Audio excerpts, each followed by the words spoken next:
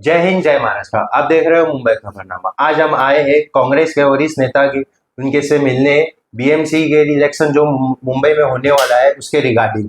आइए हम देखते हैं क्या बीएमसी इलेक्शन में कांग्रेस ये बार कैसा लड़ने वाली है, सेल्फ लड़ने वाली है या गठबंधन के साथ लड़ने वाली है और किस तरह की उनकी स्ट्रेटेजी है।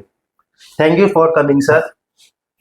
देखिए, मैं मुंबई कांग्रेस की पूरी तैयारी मुंबई म्युनिसिपल के लिए पूरी रेडी है।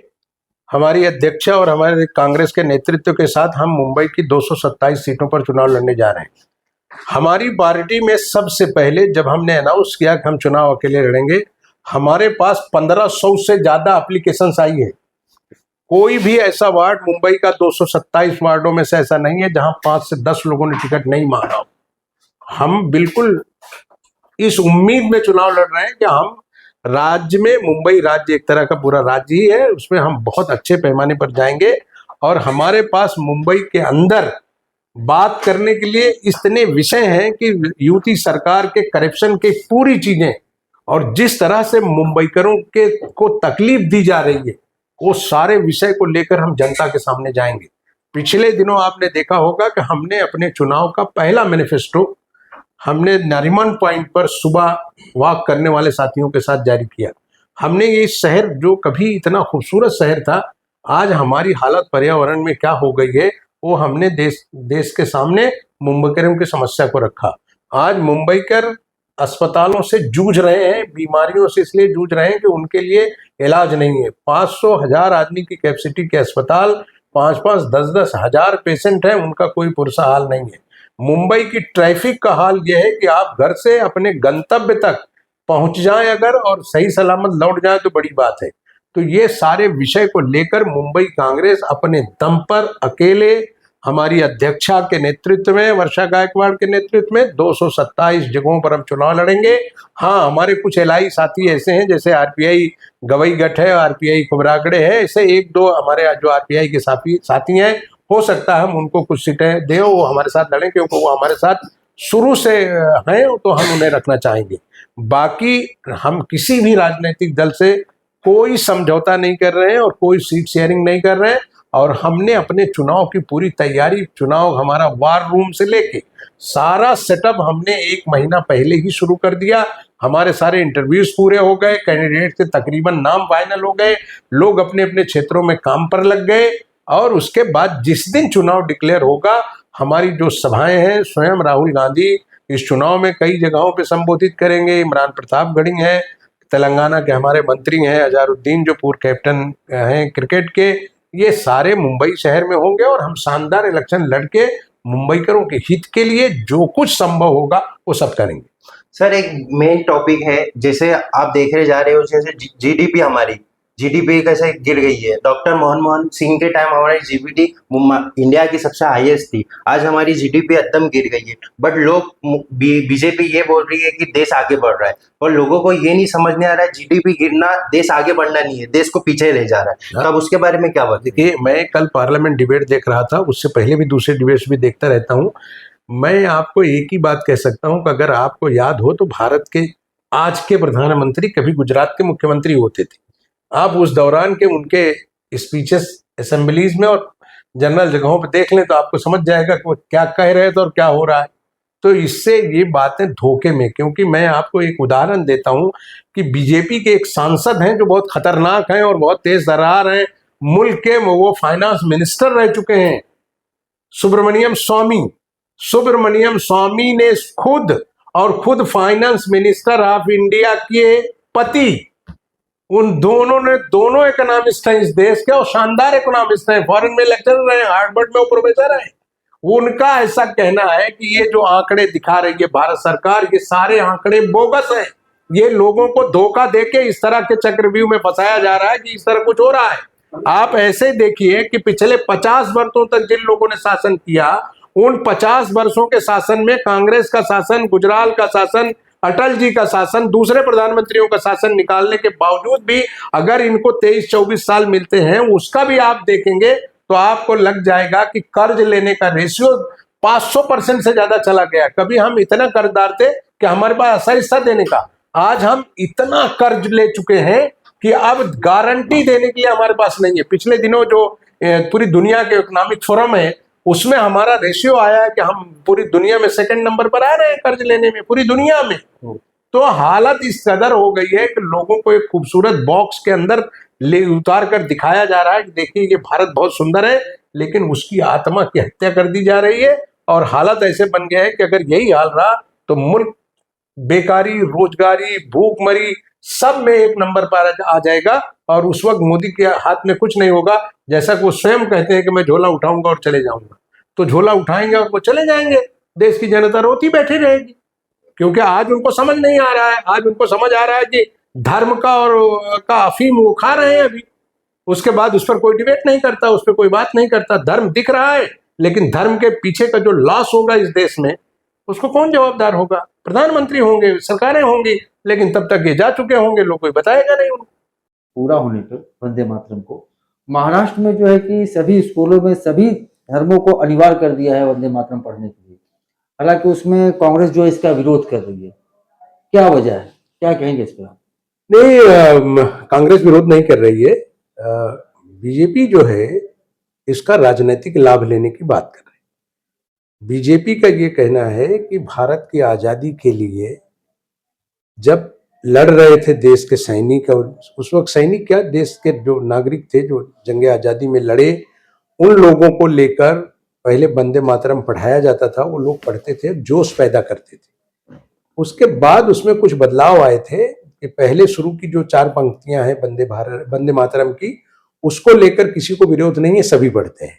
बीजेपी उसका मुस्लिम्स के अगेंस्ट कैसे इस्तेमाल करके दूसरे चुनाव पर उसका कैसे इफेक्ट डाला जाए, उसको बदलने के लिए उन्होंने काम किया।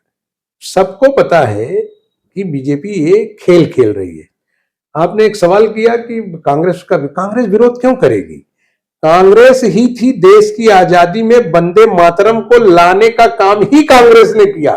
कांग्रेस के पहले अधिवेशन में, जिसमें गुरुजी जिन्होंने इसको लिखा बंगाल में, बंकिम चंद्र चटर्जी, उनके बाद जो है मौलाना आजाद उसमें मौजूद थे, दूसरे लोग थे, जवाहरलाल नेहरू जी थे, सबकी मौजूदगी में पढ़ा गया और पढ़ा जा रहा है। कांग्रेस का कोई भी कार्यक्रम आज भी बगैर वंदे मातरम के कोई कार्यक्रम नहीं होता, तो उसमें विरोध का विषय नहीं है। विषय विरोध का यह है कि ये जो ड्रामा कर रहे हैं, जो बदमाशी कर रहे हैं, ये महाराष्ट्र सरकार और मुख्यमंत्री और उनके जो लोढ़ा जी यहाँ के मंत्री हैं, उन्होंने पिछले दिनों इसको जो है हिंदू मुस्लिम विरोधी के तौर पर दिखाया और उन्होंने ये कहा कि मुसलमान इसको नहीं पढ़ता तो उसे पढ़ना पड़ेगा। तो जब पढ़ना पड़ेगा का विषय आया तो देश से 2 बड़े लोगों ने इसका विरोध किया। उन्होंने अबू आसिम आजमी जो सपा के अध्यक्ष हैं, उनके घर मोर्चा लेके गए। फिर हम सभी लोगों ने ये कहा कि मंगल प्रसाद लोढ़ा को मंत्रिमंडल से हटाया जाए, क्योंकि किसी मंत्री को यह अधिकार नहीं है कि वो जो है किसी भी निर्णय के लिए किसी के दरवाजे तक जाए। लेकिन उनका मकसद तो वो है नहीं, उनका मकसद है कि हिंदू पढ़ रहा है तो मुसलमान क्यों नहीं।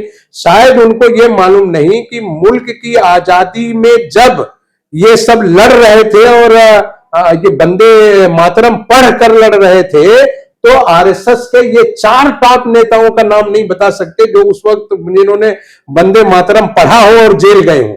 मैं अभी भी दावे के साथ कह सकता हूं कि उस वक्त आरएसएस अंग्रेजों की दलाली कर रही थी और इसका विरोध कर रही थी, क्योंकि उस वक्त जो है वंदे मातरम का ये विरोध कर रहे थे। इन्होंने एफआईआर कराया, जिन लोगों ने वंदे मातरम पढ़ा था उनके खिलाफ। ये डॉक्यूमेंट्स है, कल मैंने पार्लियामेंट की बहस में आरएसएस में खुद आरएसएस के नेताओं ने जाकर पुलिस में जाकर बाकायदे इसका विरोध किया है।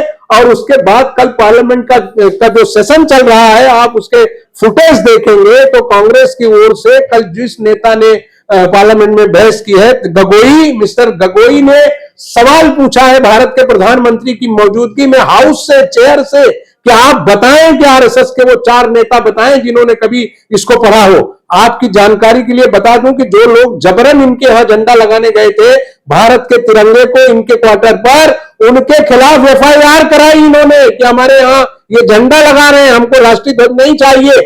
ये भारत के इतिहास में दर्ज है। ये हरामखोर लोग हैं जो मुल्क में हिंदू मुस्लिम की बात करके इस देश की खूबसूरत आजादी को तबाह कर रहे हैं और आरोप लगा रहे हैं। कांग्रेस ने ही आया इसको, वंदे मातरम लाने वाले कांग्रेसी हैं। और कल तो प्रधानमंत्री एक झूठ बोल गए, बाद में प्रियंका गांधी ने, कल उसकी सफाई में प्रियंका गांधी क्या पूरा सदन ठहाका लगा रहा था। प्रधानमंत्री ने कहा कि गुरुजी ने इसको जो है इस सन में पढ़ा था, लोगों ने विरोध, तो प्रियंका ने कहा कि प्रधानमंत्री जी ये भी बता दीजिए कि वो सभा किसकी थी। वो कांग्रेस का अधिवेशन था जिसमें पढ़ा गया था और उसका ये विरोध कर रहे थे। तो मैं ये समझता हूं कि ये धोखा है और ये सिर्फ और वंदे मातरम इसलिए करना चाहते हैं कि हिंदू मुसलमान हो जाए और बंगाल के चुनाव को लेकर इस पर बहस हो। मतलब आप ये कहना चाहते हैं कि बीजेपी जो भी कहीं भी होता है तो ये हिंदू मुसलमान लाके इसके अलावा उनके पास कोई चारा ही नहीं है।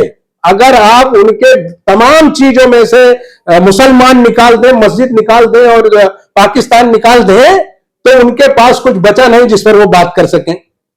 आज जिस मुद्दे को लेकर ये देश भर में लोगों से कहते हैं कि हम बीफ का, बड़े के गोश्त का बड़ा मुद्दा रहा, 400 करोड़ चंदा लेके खा गए। आज दुनिया के टॉपर एक्सपोर्टर्स में से बीफ जो है हिंदुस्तान सेकंड नंबर पर आ गया, लार्जेस्ट, जबकि कांग्रेस के जमाने में 9वें नंबर था। ये मैं नहीं कह रहा हूं, ये इनके धर्मगुरु और जैनियों को धर्मगुरु कह रहे हैं। तो आप तो अपने धर्म के धर्मगुरुओं को मानने को तैयार नहीं है। आपको लगता है कि हिंदू तो आपके घर की लौंडी है, आप जब चाहेंगे आगे पीछे करेंगे। आप हिंदू वेदों से है, पुराण से है, उपनिषद से है, आप उसको छोड़कर आप नया भारत गढ़ रहे हैं। आपके आरएसएस ने क्या किया मैं पूछ रहा हूं ना। कल पार्लियामेंट में उसने पूछा है कि ऐसे 4 नेताओं का नाम बता दीजिए जिन्होंने वंदे मातरम पढ़ा और देश की आजादी के लिए शहीद हुए हो या जेल में हो। बजाय आप जेल जाने के और शहीद होने की बात तो बड़ी दूर की थी। आप जो है जो लोग पढ़ रहे थे उनके खिलाफ आपने अंग्रेजों के उकसावे में जाकर आपने उनके ऊपर एफआईआर कराई। और जब आप पावर में जब पावर का दौर आया तो आपने बंगाल में आरएसएस और जिन्ना के साथ मिलकर मुस्लिम लीग के साथ आपने सरकार बनाई, आपने सरकार चलाई उस वक्त। और आप कह रहे हैं साहब कांग्रेस कर रही है, फलाना कर रहा है। आप नेहरू को छोटा दिखाकर खुद को बड़ा बनना चाहते हैं। नेहरू की पांव की जूतियों की हैसियत आज आपके किसी नेता में नहीं है, क्योंकि नेहरू ने जो इस मुल्क के लिए किया कोई नहीं कर सकता। जब ये मुल्क कुछ नहीं था, हमारे पास खाने को भी नहीं था, हमारी आबादी भी कम थी और लोग हमारे पास थे, तब नेहरू ने विजन दिया इस देश को। और ऐसा विजन दिया नेहरू ने कि दुनिया जब तक रहेगी नेहरू को कोई भूल नहीं सकता। और आज भारत के प्रधानमंत्री और उनके चाटुकार साथी ये दिखाने की कोशिश में लगे कि कभी सरदार पटेल को बड़ा करने की बात करो, कभी नेहरू को छोटा बात करो। आपसे कुछ होता नहीं तो नेहरू पर आरोप लगा दो। अरे आप खुद कुछ करो ना। 11 साल से आपके प्रधानमंत्री हैं, आप 11 सालों में आपकी सरकार है। आपने आज रुपए का हालत क्या कर दिया। आप चिल्ला रहे थे ना जब आप गुजरात के मुख्यमंत्री थे कि जिस देश का रुपया गिरता है उस देश के प्रधानमंत्री की गरिमा गिरती है। हमारे जमाने तक तो सिर्फ 67 तक था, आपके जमाने में 90 क्रॉस कर दिया साहब। आज डॉलर कहां पहुंच गया, आप कहां पहुंच गए। आपकी हैसियत ये नहीं रह गई। रुपए में लेंगे ना बीजेपी उससे बड़े बेईमान और झूठे नहीं है। दुनिया की इकोनॉमी भारत के रुपए से नहीं चलती। दुनिया की इकोनॉमी जो है वो डॉलर में चलती है। जब हम कोई चीज परचेज करते हैं, कुछ चीज बेचते हैं, कुछ खरीदते हैं तो डॉलर में सौदा करते हैं। आपने देखा नहीं ना राफेल का सौदा डॉलर में, इंडियन रुपीज में सौदा नहीं होता, क्योंकि इंटरनेशनल मार्केट में जाने के लिए हमें जिन विषयों पर काम करना पड़ता है वो डॉलर से संबंधित है। इनकी हालत आज ऐसी हो गई है कि इनको कोई सुनने और समझने को तैयार नहीं है। अब इनके पास एक ही रास्ता बचा है, मंदिरों का उपयोग करो, धर्म का उपयोग करो, नफरत की चीजों का उपयोग करो। भाई ये वो देश है जहां वंदे मातरम गा के लोग शहीद हुए। आज उसको आप गलत तरीके से प्रपोज करके आप काम अगर करना चाहेंगे तो इतिहास दर्ज है ना। इतिहास को कौन मिटा सकता है। Thank you so much sir, आपका कीमती टाइम देने के लिए।